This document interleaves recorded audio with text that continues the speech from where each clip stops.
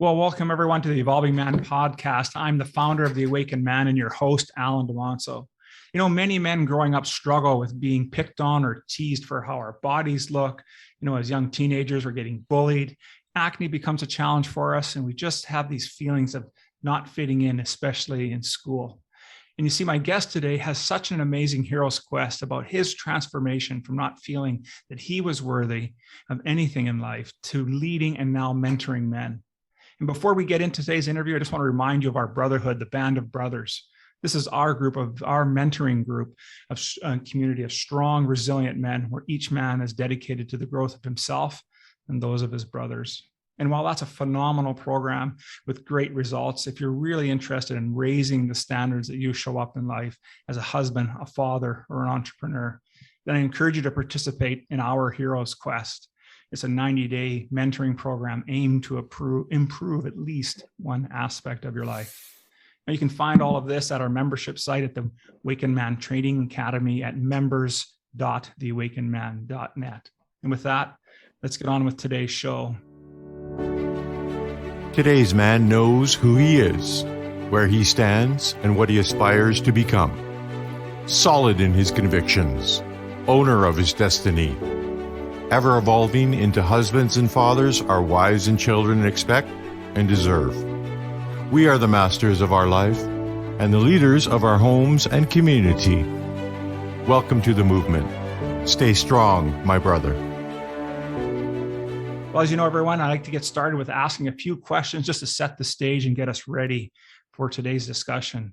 And so here are my questions for you. Were you bullied at a young age? And how about now? Are you still feeling bullied? And do you overcompensate in some ways just so you can hide your feelings of unworthiness? Well, Ty Wagmar of the Artful Man joins me today, and he's going to share his life journey and how he moved from his feelings of unworthiness into purposeful action. Hi, Ty. Thanks for joining me today. It's great to have you here. Alan, thank you. It's a pleasure. Right on. Good to see you. Now, you're a fellow Canadian, aren't you, my friend? Yeah, you bet. Just over here in Ontario, in Lakefield, Ontario. So about 2 hours outside of Toronto. Excellent. Good to hear. Right on. I was reading a bit of your backstory, and I found it really heart-wrenching and yet heartwarming all at the same time, because so much of that story resonated with me about how I grew up. And so I was wondering if you'd be able to share your hero's journey that transformed you from where you were to who you are today. Yeah, that's definitely a deep question, and a deep and dark and light story, to be honest. We're talking about growing up as a young boy and being bullied and picked on and feeling like you don't fit in. And, I kind of checked off all those boxes when I was going through high school and intermediate. I just kind of felt like I never had that group of friends, never really had relationships, struggled with acne, feeling a little bit overweight, being a part of sports teams and all the guys are taking their shirts off. And I'm like, I don't really want to take my shirt off. And, it definitely hindered my performance. And it's interesting how those things really stick with us as we move through life and as we, evolve into a man and start to grow up. And, that's where I speak a lot about in the work that I do about our protective mechanisms and how we protect ourselves and how we shield ourselves from the world so that we're not hurt. Whether that's at work, whether that's in social atmospheres, whether that's in our relationships, we've created these protective mechanisms to make sure that we move through life feeling safe and secure. And the process that I went through was having those protective mechanisms in place was actually cutting off my energy and my flow of my potential. Because for many years, I walked around with my guard up, like super vigilant state, eyeing everything up, making sure I was in control of every situation. I spent a lot of time working in a bar, and it was like that hyper focus of worst case scenario. And that kind of protective mechanism was really kind of messing with my potential to evolve into, my true potential. Yeah, for sure. I can totally relate to that. I spent a large part of my career in hospitality, and I kind of get a sense of what you're saying, right? We have this persona that we put out there because it's our way to protect and keep ourselves safe. And that'll show up in different aspects. And now you did some other things too, right? Like you were pretty, even though you're talking about, and as a young man, you were concerned with taking your shirt off, but you're as a young adult, though, you really evolved and got into other sports and even some extreme sports, correct? And tell us a little bit about that part of your life and how that was somewhat transformative as well. Yeah, absolutely. That plays a big role in overcompensating or compensating for how I was feeling inside. And, so growing up feeling overweight and not accepted for how I looked, I really transformed into taking control of my physical body. And that's when I made this decision that I'm never going to be picked on again. I'm going to look awesome. I'm going to be intimidating to protect myself. And that's when I really started pushing myself into more like extreme sports. I spent a lot of time racing motocross. I also went from motocross to stunt riding motorcycles. So we had our street bikes and we would do like entertainment shows at monster truck events, go out, be the entertainment at halftime and, stunt our bikes. I moved into training mixed martial arts where I had a couple amateur fights. I was like really trying to thrive and push myself physically to get outside validation, like when I full circle it, that's what I was chasing was number one, the adrenaline, number two, outside validation that I'm the fastest, I'm the strongest, I'm going to be known for something, and that something is going to be a physical ability. So even from the mixed martial arts, I started running like the Tough Mudders. I ended up getting invited down to the world's toughest mudder, which was in New Jersey, and that was a 24-hour like super marathon where basically you would just run as long as possible. And at that point in my life, it was like the pinnacle of my physical conditioning. Like I was running 20, 30K as like maintenance runs and was really preparing myself. And that's where I hit a huge injury, was when I was down in New Jersey. I actually tore my whole shoulder apart while I was in that event. And that was my turning point of being this physical being to being lost and not knowing who I was. So that injury led me down into, my own darkness of being confused of who I was and what I represented in this world, because I wasn't performing anymore. I wasn't being validated for my physical abilities and ranking and competing. And I was like, well, if I'm not doing this, who am I now? And that's where, you go from a pinnacle of what you think is important to hitting a very dark, deep hole, rock bottom of lots of things starting to open up, maybe not in the best way, in the depths of injury. Yeah, no kidding. Injuries and recovery. Yeah, no kidding. See, and you got a chance to experience that at a fairly young age, and I know I'm in my mid 50s now, and as the idea of a retirement looms closer, the thought of, and some of the research I read now on older men, and when they retire, how quickly that they will pass on. Like I read somewhere it was like a third of men that don't have a purpose, something more to live for after retirement, end up by dying like 5 years earlier than those that do have a purpose.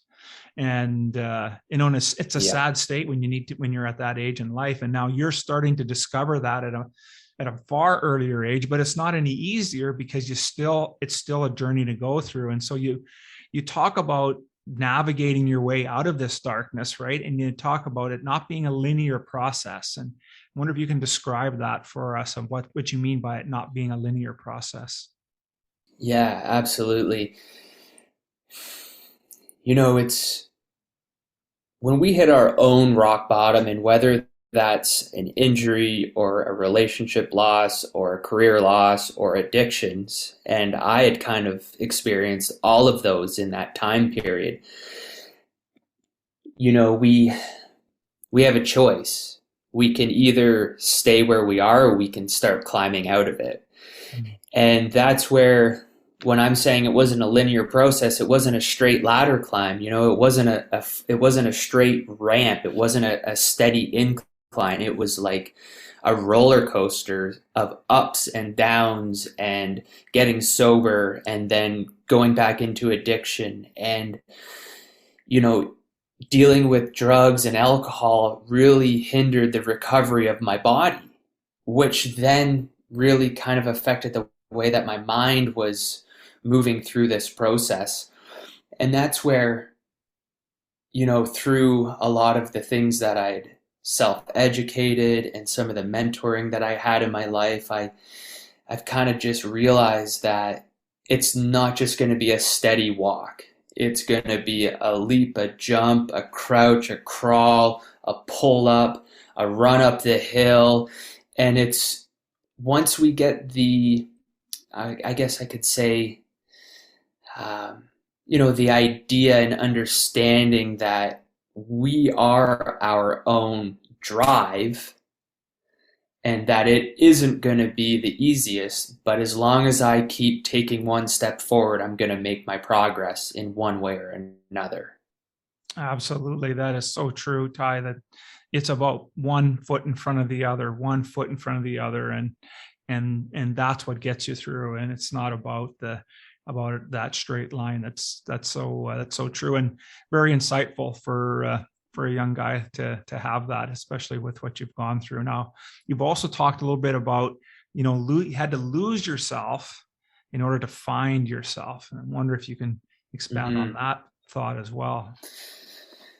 Yeah, that to me, it kind of gives me goosebumps when I hear you say that. And it has a lot of meaning to me. And it's a part of the message that I like to share is, we really don't know who we are until we've lost ourselves, and then we rebuild, and that isn't something that only happens once. That is something that's going to happen to us multiple times throughout life, but it's just going to be different circumstances, different environments, different reasoning. But, losing myself was losing that athletic, the athletic, like, perspective and the athletic vision and persona of me, to then rediscovering like what my purpose is here during my lifetime. Oh, great. Yeah, and that's where it's like, I lost the one side of me, but because of that, I actually became more in tune with purpose and passion and what I like to call my dharma. I tapped into my dharma. Yeah. And for anybody listening, like, if dharma doesn't resonate with you, I tapped into like my purpose and why I feel like I'm here during this time on the planet. Outstanding, Ty. That is phenomenal. Now, it's about this time as well that you started to do, as you're doing your healing work and you're working through some things, you're also starting to learn about energy work, weren't you? And this energy work was that really, I think, was that catalyst that really helped you move through the darkness and really process what you needed to process. So tell us about this energy work and the things that you had encountered and how that helped transform your life.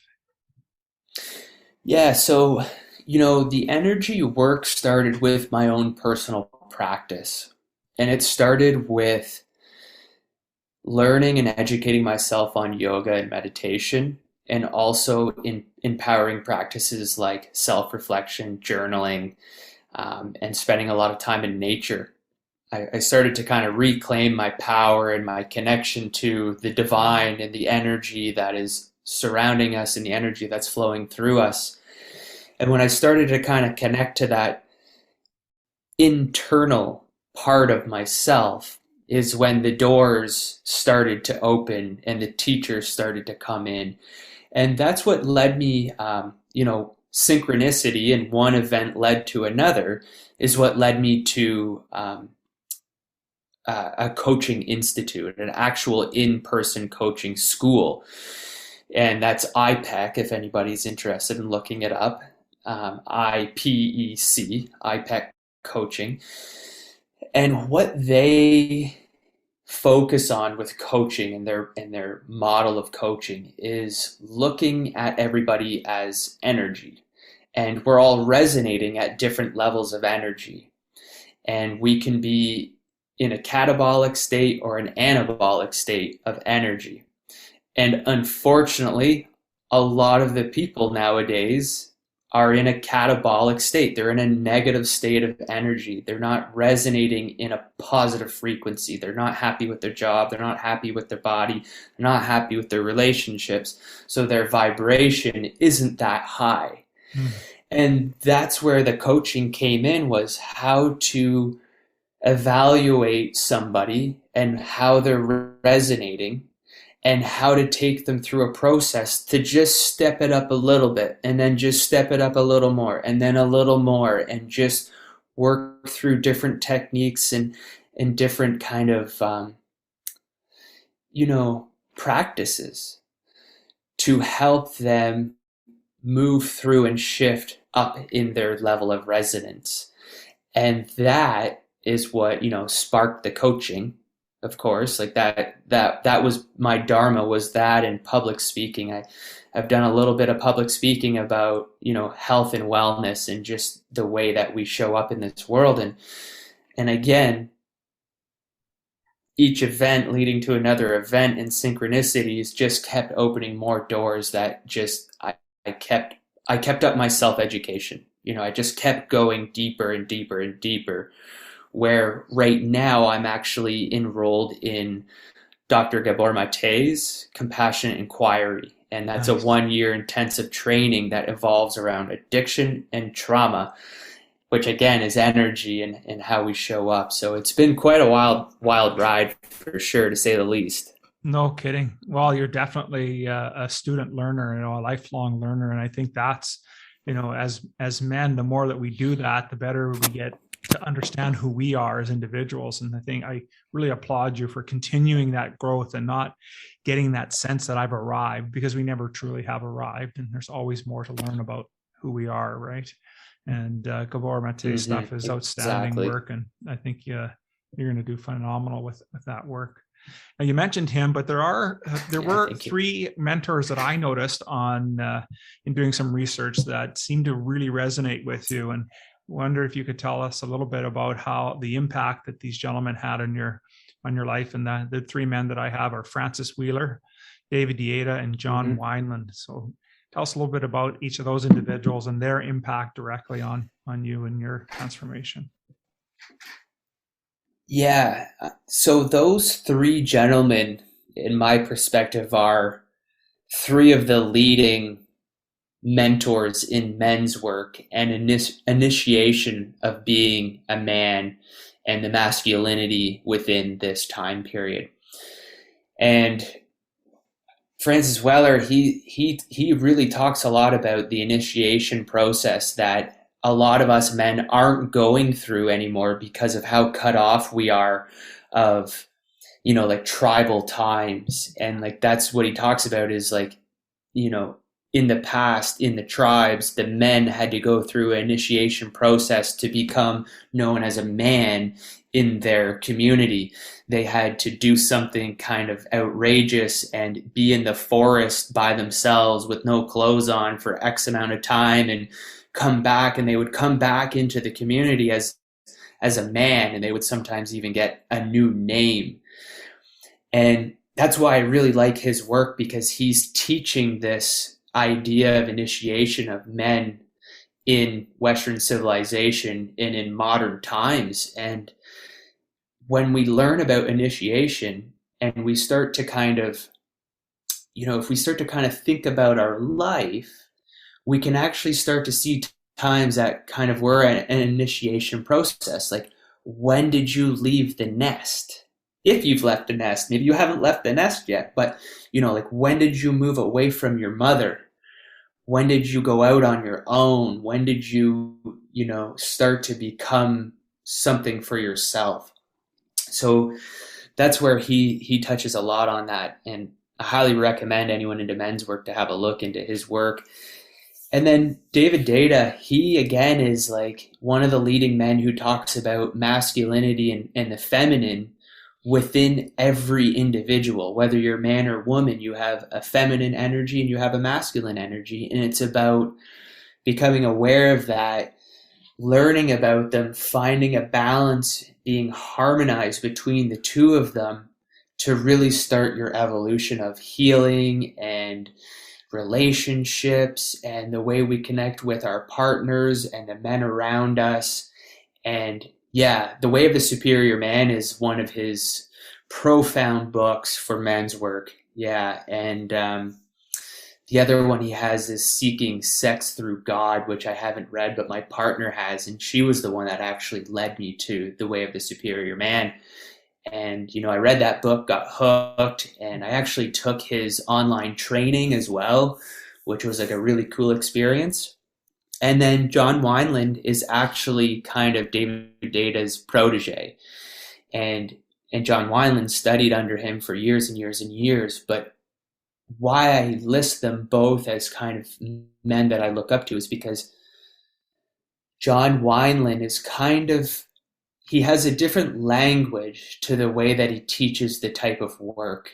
And some of it I find easier to understand. And he does a lot of like kind of men's group work as well. So he's just like another kind of angle of something that's just super powerful, right? So it's nice to have different perspectives from different men, but it's all kind of the same thing when it comes down to the root of it. Absolutely. And those are three powerful and influential gentlemen that you have there for sure. I'm familiar with those three gentlemen. And we've got to a point now where with your transformation, now that you're at a point where now you're starting to offer programs for men, aren't you?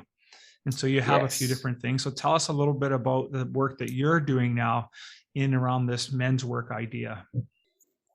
Yeah, so kind of where I'm at right now with my men's work and coaching and mentoring is, I do one-on-one work with men and women, which ranges from, a month to 3-month kind of periods where we kind of go through somewhat of a program. And I'm also formulating group work that goes along the same kind of program, because I find that a lot of men, I shouldn't say a lot, many men aren't ready to dive deep into a committed journey of opening their heart and opening their emotions, because it can be a rat's nest and it can be a can of worms. You open that up, it's just like this relationship's gone, quit my job, moved out of my house, Yeah. So that's where I'm really working towards creating some more group work so that men feel as though they have more of a container of men to kind of work on that. Besides the coaching modalities, I'm also a certified breathwork facilitator. Excellent. So I bring my breathwork into my one-on-one coaching as well, but I also do breathwork sessions outside of the coaching. Breathwork is like a very, very empowering and powerful tool that I've brought into my life that I just love sharing with people. There's so much value to learning breathwork and creating a practice. And then besides that is, just like yourself, I'm working towards creating my own community of men to create a brotherhood. It's coming together. It's going to be launching in the next 2 months. I've kind of been waiting for summer to end, let everybody get summer out of their system, and we're moving into December and into January, start the new year. And yeah, brotherhoods and men's circles is just an amazing tool for us men to come together. And I've received so much, I don't know how to even describe it, but my sense of connection to men and brotherhood is just deepened so much. And there's so much trust there with the men that I'm currently involved with that, it's rebuilding my trust with men. Yeah. And helping me relate and helping me understand that I'm not the only one that's struggling with X, X, X, and X, or whatever it is. We all are.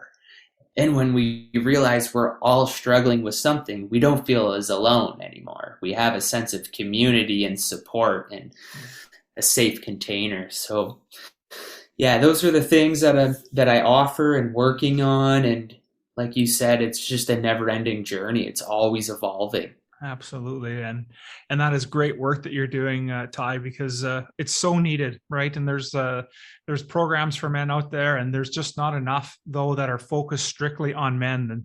And I think the more of us that are out there and doing it what resonates with us, and we end up by being that beacon for them to have a place to come and feel safe. And so you're doing phenomenal work, and I really applaud you for getting on that path. And so as we're getting close to wrapping up here for today, I just wanted I'll throw a bit of a curveball at you. And after everything that we've talked about this evening, you could think of, a couple of keys, or maybe 3 keys that you'd like the listeners to take away from like your personal journey and everything else that we've talked today, that if you wanted them to remember 3 things, what would those things be? 3 things. Oh, so hard to bring it down to 3. Number 1 is learning and understanding that our reality and our outside world is a reflection of our internal world. So if we want to make changes out here, we first have to start in here. This is where the change starts, and nobody's gonna make that change for you. You're the only one that can change what's going on in your heart, your soul, in your mind. And that's, one of the first crucial steps to making big changes, making shifts in your life. Number 2 would be the road to becoming the road towards reconnecting with yourself, or recreating yourself and stepping into your power and evolving into the best version of yourself, is not a linear process. And just to remind yourself just to not give up, in that when you start that internal path of self-development, the universe has your back. Your higher self has your back. God has your back. However you want to look at it, you are supported by something that you can't see. And as long as you have that positive intention and you keep taking one step in front of the other, you're on the right track, and you will create your most wildest desires. And it's an amazing thing. And number 3 would have to be seek help, assistance, and community. Don't be afraid to ask a fellow man for help, because we're not here to be in competition with each other. We're here to help each other. So seek help or assistance, find community, and don't be afraid to ask for help. Absolutely. And I feel like those will be my top 3. Outstanding. Well, that was fantastic for pulling something out of the top of your head. That was just amazing. Well done, Ty. Thanks. And I want to thank you for spending the time with me today. We unpacked quite a bit about your personal journey and the work that you're doing as well, and hopefully we're able to shed some light on the importance of men learning to reconnect with this self. And I think as men, we struggle with that. We struggle with doing that work. I think the more that we can get that word out there to help men do that, then we can all grow and be better men. Now, if they were interested in getting a hold of you and doing some work with you, Ty, what would be the best way they can reach you? Yeah, thanks, Alan. So theartfulman.com is my landing page. And again, theartfulman.com. That has my backstory on it. That has some offerings on that. If you want to get to know me, what I've gone through, it's all there. And on all social media platforms, it's under Ty Wagmar. So that's TY, short form for Tyler, if anyone's interested. And last name is Wagmar, Wagmar. Perfect. Well, that's great. It's been so great to spend time with you today, Ty. I really appreciate reaching out on social media and us finally getting a chance to connect today. And I'm sure our listeners will have learned a ton from you today. So thank you very much, my friend. Yeah, thank you, Alan. It was great to connect. It was a great opportunity to be here with you today. I love what you're doing with the podcast and the brotherhood and the men's work. And, just to add to it, it's like, don't be afraid to reach out, right? Yep. Both of us on social media, we didn't know each other. Hey, man, what's going on? I like what you're doing. I like what you're doing. Sweet. Hey, you want to do this? Let's do this. Sweet. Yeah. Awesome. And there's a connection, right? And that's so important in today's world, especially with everything that's going on. So thank you. You're welcome. Right on, my friend. Take care. You too, Alan. Have a good night. So here are a few of my takeaways from my conversation with Ty. The first thing Ty asked us to remember is to recognize that our outer world is a reflection of what's going on inside. And isn't that so true? What it means is that we are accountable and we are responsible for who we are, for where we are, and for what we aspire to become. The next thing Ty asked us to remember is that our journey is not a linear path. We are going to stumble, we're going to fall, and even crawl at times. And we're going to go fast at times, and we're going to slow down. We'll climb to loftier aspirations and then bring us back down to back down to earth when our ego gets a little bit too strong. And you see, all of that is part of a hero's quest, and all men must go through this. It's our rite of passage. And finally, Ty asked us to remember to seek help, assistance, and community in your journey to living the highest and best version of yourself. And so now it's up to you.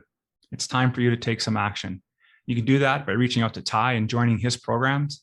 And you can also start your personal hero's quest by looking at joining our 90-day program, mentoring program, that is, and raise the level that you show up as a father, a husband, brother, and in business.